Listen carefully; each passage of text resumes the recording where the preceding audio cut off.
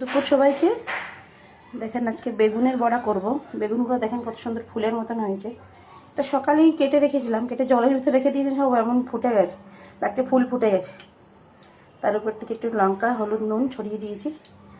এখন বেসন আর চালের গুঁড়ো মিক্স করে রেখেছি, ওটাতে বুড়িয়ে তেল গরম করছি তাওয়াতে, এই দেবো। খুব সুন্দর দেখতে লাগছে।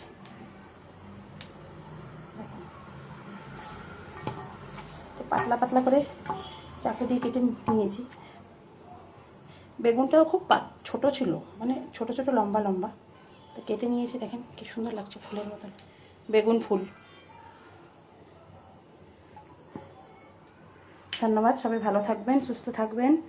আমি একটা বড়া দিয়ে নিই। এই যে বেসন আর চালের গুঁড়োতে চুবিয়ে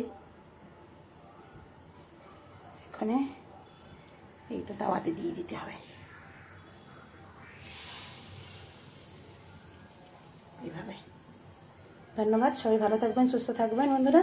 আমি বেগুনের বড়া আজকে দুপুরের আমাদের খাবার, আর সিদ্ধ ভাত করেছি আজকে, কেননা অনেক তেল মশলা খাওয়া হয়ে গেছে মাঝখানে, তাই সিদ্ধ ভাত করছি। সবাই সুস্থ থাকবেন, পাশে থাকবেন। আর কেমন হচ্ছে বেগুনের বড়া, আপনারা খান কি বানিয়ে বলবেন আমাকে। আমি তাই তো বেগুনের বড়া করছি, একটা একটা করে দিয়ে দেবো। আমি খাই না, আমি খালি সিদ্ধ ভাতই খাবো। বেগুনের বড়াটা খালি হাজব্যান্ডের জন্য করছি, ও বেগুন ভালোবাসে।